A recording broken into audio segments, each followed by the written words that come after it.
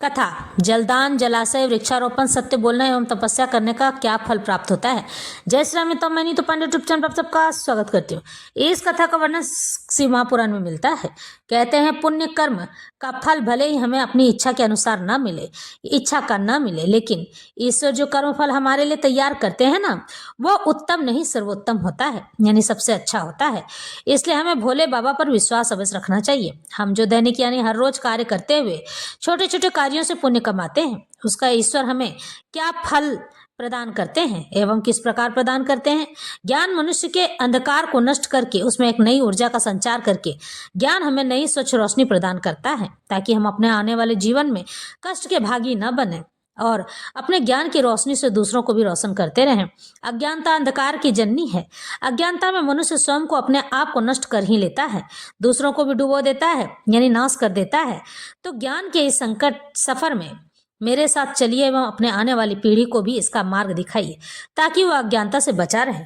और इस कथा के माध्यम से जानेंगे कि जलदान करने से, जलाशय खुदवाने से, वृक्षों को लगाने से, सत्य बात बोलने से और जप और तप करने से हमें क्या फल प्रदान होता है। भोले बाबा यह बात स्वयं कहते हैं कि हमारे जीवन में जो हम छोटे छोटे पुण्य कर्म करते हैं ना, उनका फल हमें बड़े रूप में प्राप्त होता है। और मनुष्य जब सुखी जीवन जीता है, यानी कि जब उसे पुत्र प्राप्ति होती है, पुत्र फलता फूलता है, तो यह उन्हीं वृक्षों को लगाने से होता है और उनके घर में धन की बाढ़ सी आ जाती है। सनत कुमार जी कहते हैं, व्यास जी, जलदान सबसे श्रेष्ठ दान माना गया है। वह सब दानों में सदा उत्तम है, क्योंकि जल सभी समुदाय को तृप्त करने वाला जीवन कहा गया है। इसलिए बड़े स्नेह के साथ, प्रेम के साथ अनिवार्य रूप से प्रपात दान, पौंसला चलाकर दूसरों को पानी पिलाने का प्रबंध अवश्य करना चाहिए, यानी कि मटकों को रखवा कर खुद से पानी पिलाना चाहिए और वहां पर या तो फिर किसी को रख लेना चाहिए, ताकि वहां के प्यासे लोग पानी पी सकें। जलाशय का निर्माण इस लोक और परलोक में भी महान आनंद की प्राप्ति कराने वाला कहा गया है। यह सत्य है, सत्य है, इसमें संशय बिल्कुल भी नहीं है। इसलिए मनुष्य को चाहिए कि वह कुआं, बावड़ी और तालाब बनवाए। कुएं में जब पानी निकल आता है, तब वह पापी पुरुष के पाप कर्म का आधा भाग हर लेता है, यानी कि जिसने बहुत पाप किए हों और वह जलाशय खुदवा देगा, तो उसके सारे पाप नष्ट हो जाते हैं, आधे पाप नष्ट हो जाते हैं। तथा सत्कर्म में, यानी अच्छे कर्म में लगे हुए मनुष्य के सदा समस्त पापों को हर लेता है। जिसके खुदवाए हुए जलाशय में गौ, ब्राह्मण तथा साधु पुरुष सदा पानी पीते हैं, वह अपने सारे वंश का उद्धार कर देता है। यानी कि आपको जलाशय खुदवाना है ऐसी जगह पर जहां बहुत सारे लोग रहते हैं, आना जाना करते हैं। जिसके जलाशय में गर्मी के मौसम में भी अनिवार्य रूप से पानी टिका रहता है, वह कभी दुर्गम एवं विषम संकट को नहीं प्राप्त होता है। जिसके पोखरे में केवल वर्षा ऋतु में जल ठहरता है, उसे प्रतिदिन अग्निहोत्र करने का फल मिलता है, यानी कि यज्ञ हवन करने का फल मिलता है। ऐसा ब्रह्मा जी का कथन है। जिसके तड़ाग में शरत काल तक जल ठहरता है, उसे सहस्त्र गोदान का फल प्राप्त होता है। यानी कि जिसके बावड़ी में, यानी कि तालाब में, तड़ाग मतलब तालाब, तालाब में पानी ठहरा रहता है और गर्मी में भी नहीं सूखता है, तो उसे गोदान का फल प्राप्त होता है। इसमें संशय नहीं है, शंका नहीं है। जिसके तालाब में हेमंत और शिशिर, यानी कि ठंड, हेमंत यानी कि बसंत ऋतु और ठंड ऋतु तक पानी मौजूद रहता है, वह बहुत सी सुवर्ण मुद्राओं की दक्षिणा से युक्त यज्ञ का फल पाता है। जिसके सरोवर में बसंत और ग्रीष्म काल तक, गर्मी के दिनों तक पानी बना रहता है, उसे अत्रि रात्र अश्वमेघ यज्ञों का फल प्राप्त होता है। ऐसा मनीषी महात्माओं का कथन है। मुनिवर व्यास जीवों को तृप्ति प्रदान करने वाले जलाशय के उत्तम फल का वर्णन किया गया है। अब वृक्ष लगाने में जो गुण है उसका वर्णन सुनो। जो वीरान एवं दुर्गम स्थानों में वृक्ष लगाता है, वह अपनी बीती तथा आने वाली संपूर्ण पीढ़ियों को तार देता है। इसलिए वृक्ष अवश्य लगाना चाहिए। ये वृक्ष लगाने वाले के पुत्र होते हैं, इसमें संशय नहीं है। वृक्ष लगाने वाला पुरुष परलोक में जाने पर अक्षय लोकों को पाता है।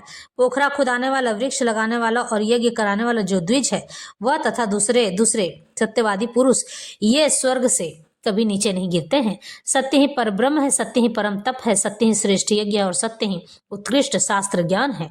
स्वयं पुरुषों में सत्य ही जागता है, सत्य ही परम पद है। सत्य से ही पृथ्वी टिकी हुई है और सत्य में ही सब कुछ प्रतिष्ठित है। तप, यज्ञ, पुण्य, देवता, ऋषि और पितरों का पूजन, जल और विद्या, ये सब सत्य पर ही अवलंबित है। सबका आधार सत्य ही है। सत्य ही यज्ञ, तप, दान, मंत्र सरस्वती देवी तथा ब्रह्मचर्य है। ओंकार भी सत्य रूप ही है। सत्य से ही वायु चलती है, सत्य से ही सूर्य तपता है, सत्य से ही आग जलाती और सत्य से ही स्वर्ग टिका हुआ है। लोक में संपूर्ण वेदों का पालन तथा संपूर्ण तीर्थों का स्नान केवल सत्य से सुलभ हो जाता है। सत्य से सब कुछ प्राप्त होता है, इसमें संशय नहीं है, शंका नहीं है। 1,000 यानी कि 100 अश्वमेघ और लाखों यज्ञ और तराजू पर रखे जाएं और दूसरी ओर सत्य हो तो सत्य का ही पलड़ा भारी होगा। देवता, पितर, मनुष्य, नाग, राक्षस तथा चराचर प्राणियों सहित समस्त लोग सत्य से ही प्रसन्न होते हैं। सत्य को परम धर्म कहा गया है, सत्य को ही परम पद बताया गया है और सत्य को ही परब्रह्म परमात्मा कहते हैं। इसलिए सदा सत्य बोलना चाहिए। सत्य परायण मुनि अत्यंत दुष्कर तप करके स्वर्ग को प्राप्त हुए हैं तथा सत्य धर्म में अनुरक्त रहने वाले सिद्ध पुरुष भी सत्य से ही स्वर्ग के निवासी हुए। अतः सदा सत्य बोलना चाहिए। सत्य से बढ़कर दूसरा कोई धर्म नहीं है। सत्य रूपी तीर्थ अगाध विशाल सिद्ध एवं पवित्र जलाशय है, उसमें योग युक्त होकर मन के द्वारा स्नान करना चाहिए। सत्य को परम पद कहा गया है। जो मनुष्य अपने लिए, दूसरे के लिए अथवा अपने बेटे के लिए भी झूठ नहीं बोलते हैं वे स्वर्गामी होते हैं। वेद, यज्ञ तथा मंत्र ये ब्राह्मणों में सदा निवास करते हैं, परंतु असत्यवादी ब्राह्मणों में इनकी प्रतीति नहीं होती है। अतः सत्य बोलना चाहिए। तदंतर उसके बाद तब की बड़ी भारी महिमा बताते हुए सनत कुमार जी ने कहा, हे मुने, संसार में ऐसा कोई सुख नहीं है जो तपस्या के बिना सुलभ होता हो। तप से ही सारा सुख मिलता है। इस बात को वेदता यानी कि जो वेदों के ज्ञान रखने वाले पुरुष जानते हैं। ज्ञान, विज्ञान, आरोग्य यानी कि ज्ञान और विज्ञान, आरोग्य मतलब वेद, सुंदर रूप, सौभाग्य तथा शाश्वत सुख तप से ही प्राप्त होते हैं। तपस्या से ही ब्रह्मा बिना परिश्रम के संपूर्ण विश्व की सृष्टि करते हैं। तपस्या से ही विष्णु पालन करते हैं एवं तपस्या के बल से ही रुद्रदेव संहार करते हैं तथा तप के प्रभाव से शेष अशेष भूमंडल को धारण करते हैं। यानी कि ईश्वर कहते हैं कि मनुष्य अपने जीवन में छोटे छोटे कर्तव्यों को निभाते रहें और तपस्या करते रहें। तपस्या से ही मनुष्य हर कार्य कर सकता है, असंभव को भी संभव बना सकता है। तपस्या के बल पर ही मनुष्य अपने उन कामों से हट सकता है जो वो नहीं करना चाहता है। कभी कभी ऐसा होता है ना हमारे जीवन में कि आप जिस रिश्ते को ढो रहे हैं जबरदस्ती, वह रिश्ता आपको ढोना पड़ रहा है और उससे आप भी बाहर निकलना चाहते हैं लेकिन निकल नहीं सकते हैं। जब मनुष्य तपस्या में जाता है तो इन घोर अंधकार में पड़े रहने के कारण से वह अपने आप को तुरंत निकाल लेता है। यही नहीं, मनुष्य जाति अपने आप में ही सर्वश्रेष्ठ है, क्योंकि कहते हैं ना कि बड़े भाग मानुष तन पावा, यानी बड़े भाग्यों से ही मनुष्य तन पाते हैं और मनुष्य ऐसा कोई कर्म नहीं है जो करने में सक्षम ना हो। ईश्वर ने हमारे लिए छोटे छोटे कार्य सौंप रखे हैं ताकि हम उन छोटे कर्मों को करके और ईश्वर के सानिध्य में रह के अपने अच्छे फल को प्राप्त कर सकें। हम अपने आने वाले पीढ़ी, अपने आने वाले वंश का उद्धार कर सकें। लेकिन मनुष्य यह बात नहीं समझता है और अपने आप को इन सब चीज़ों से दूर रहता है, भोग विलासों में व्याप्त रहता है, जबकि ऐसा नहीं करना चाहिए। मनुष्य को अपने जीवन में रहकर